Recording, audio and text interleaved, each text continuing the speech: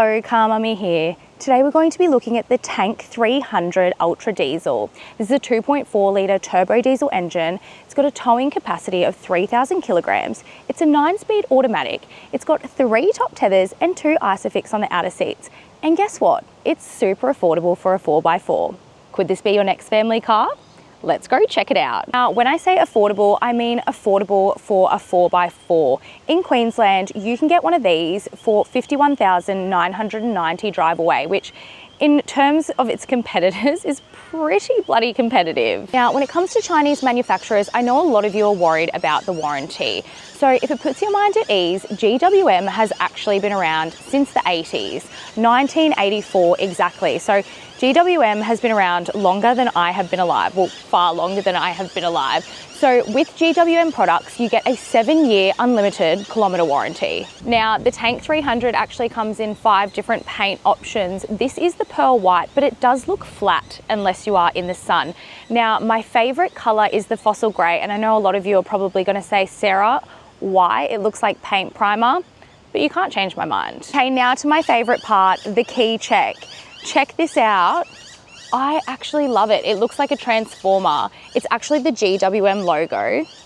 Check that out. I'm going to show you a little bit closer, but it's actually all blacked out and it's got like a silicone type cover with just these 3 simple buttons. So yeah, big yes from me. Love this. I love how simple it is.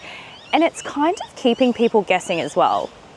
Like, what is that? The Tank 300 Ultra Diesel, you get 18-inch alloy wheels as standard, and you also get your spare wheel on the back. I was told that the Tank 300 Ultra Diesel was quite responsive. I was like, let's see for myself. Now, this does only go 0 to 100 in 8.7 seconds, but on the road, it is actually surprisingly pretty responsive. You put your foot down, and she goes. Guess what? In the Ultra Diesel, the seats are actually Nappa Leather accented seats. Now, the steering wheel is faux leather, but you wouldn't know, they do a really good job of doing the synthetic leather. Now, you've got heated and ventilated seats. They're electric. You've got a 12.3-inch multi-informational display, a 12.3-inch touchscreen with wireless Apple CarPlay and wireless Android Auto. So you've also got a tilt and slide sunroof. Now, the shade is manually operated, but I'm not expecting it to be electric for this price. Even a G Wagon still has a manually operated shade for the sunroof. Now, you've got your driver monitoring. I'm going to show you here because most people would probably wonder what that is when they hop in the car. You've got a wireless charge pad. You've got G Wagon inspired aircon vents. Now, you've also got your aircon control in one bar, which if you know me, you know I love it so much. So you've also got this beautiful silver. It does feel a little bit plasticky, but it looks like stainless steel. You've also got military style handles. You've got electric windows and a premium 9-speaker sound system. A lot of you are probably wondering why cars still have USB ports. Well, a lot of people are still running off USB ports, so it's good to have both. You've got a USB and a USB-C charging port, a 12-volt port, you've got a wireless charge pad, you've got all your drive modes here. Now, this is very unusual looking, but very comfortable to use. You've also got 2 cup holders that can be concealed like this, and you've got a decent sized center console. It's not overly big, but not disappointing either.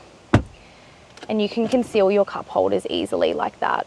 Now, this here is actually 2 screens. You can see right there that it is actually 2, but when you're driving, it looks like one big screen, very BMW inspired. And I mean, that's what I drive, a BMW. So obviously I love this tech.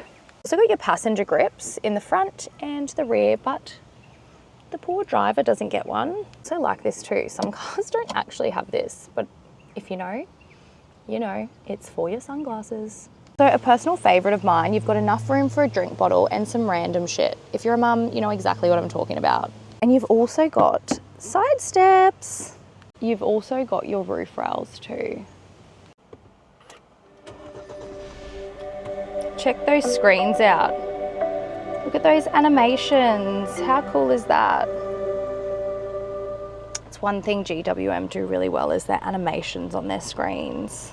All right, now let's have a look back here. So you've got your passenger grips. We already know that. You've got 3 seats here. You've got 2 isofix on the outer seats and 3 top tethers along the back. So you could have 3 car seats in here. Now, if you do have big, bulky car seats, you're not fitting 3. You would need to look at your more compact style car seats if you did want to fit 3 in here.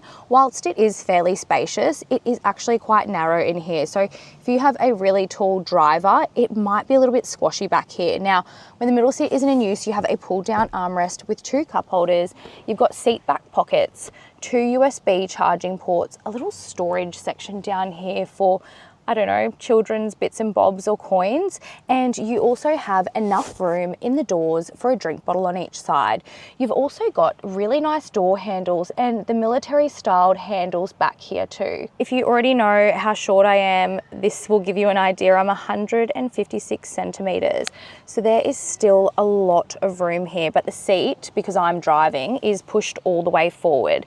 But if you did have a taller driver, it would be a little bit squashy back here because it is quite narrow. Oh, she's a windy.